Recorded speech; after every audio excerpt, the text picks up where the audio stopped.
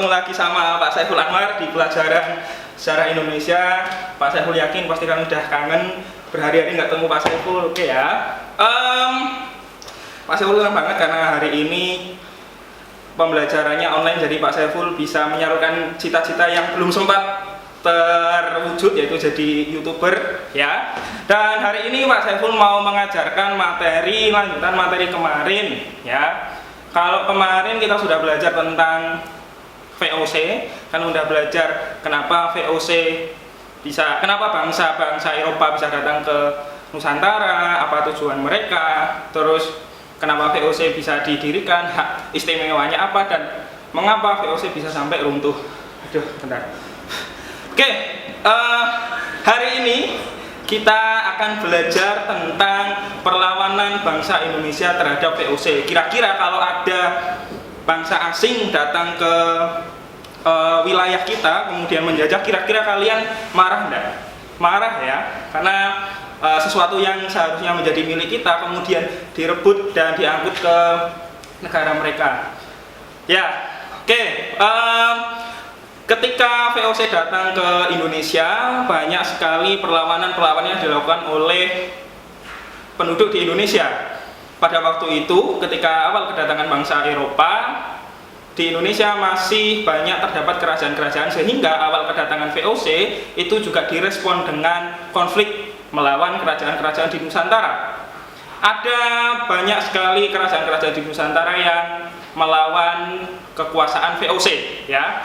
Nah, di pembelajaran kali ini kita akan belajar tentang perlawanan Mataram Islam terhadap kekuasaan VOC ya. Oke, kita mulai aja. Salah. Oke. Kalian tentu masih ingat ya, Pak Saiful di semester lalu mengajarkan tentang kerajaan Mataram Islam, di mana pada masa kekuasaan Sultan Agung, Mataram Islam itu mencapai puncak kejayaan. Nah, di masa inilah Mataram Islam terlibat konflik dengan VOC.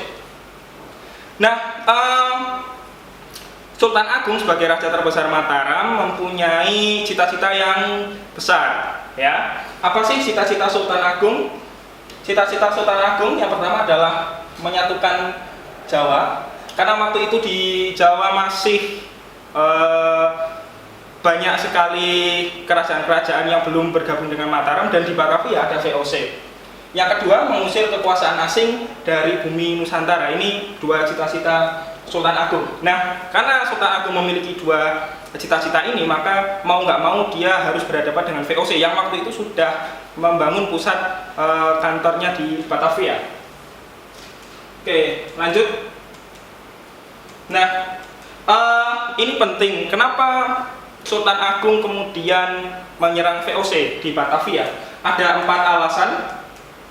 Yang pertama, jelas karena tindakan monopoli VOC. Yang kedua, karena VOC sering menghalangi kapal dagang Mataram. Jadi dulu ketika zaman Sultan Agung berkuasa, Mataram itu berdagang ke Malaka. Dari pusat Mataram di Jawa bagian tengah ke Malaka harus melewati daerah Selat Sunda. Daerah Selat Sunda itu menjadi daerah kekuasaan VOC pada waktu itu. Maka VOC sering menghalangi kapal dagang Mataram yang mau berdagang ke Malaka. VOC juga tidak mengakui kedaulatan Mataram, dan keberadaan VOC di Jawa itu mengancam masa depan Pulau Jawa. Nah, 4 alasan itu diingat-ingat ya.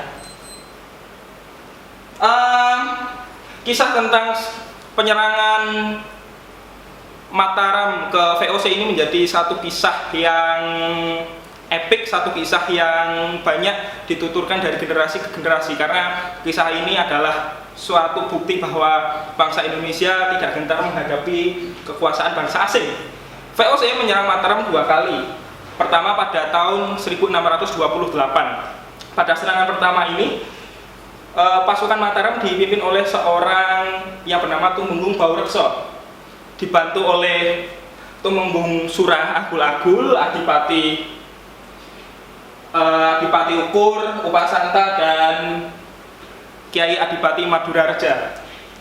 Nah, pada serangan pertama ini pasukan Mataram tuh kalah karena persenjataan mereka kalah jauh dengan VOC.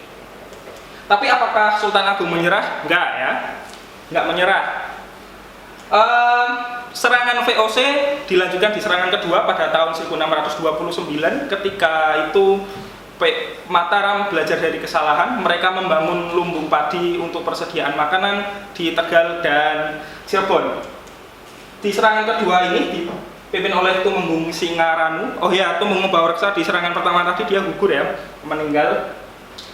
Nah, sudah menyiapkan kapal, sudah menyiapkan lumbung, tapi serangan ini gagal karena rencananya bocor ya.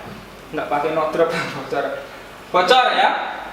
Bocor, informasinya bocor sehingga lumbung padinya dibakar, kapal-kapal Mataram dihancurkan, rumah-rumah warga yang ada di Tegal juga dihancurkan, sehingga pasukan Mataram tidak bisa melanjutkan, sebagian besar pasukan Mataram tidak bisa melanjutkan perjalanan ke Batavia, dan akhirnya gagal juga serangan Mataram ke VOC yang kedua ini. Nah, itu dulu yang bisa Pak Saiful sampaikan di materi kali ini, dan jangan lupa belajar ya. Oke, dadah. Dah.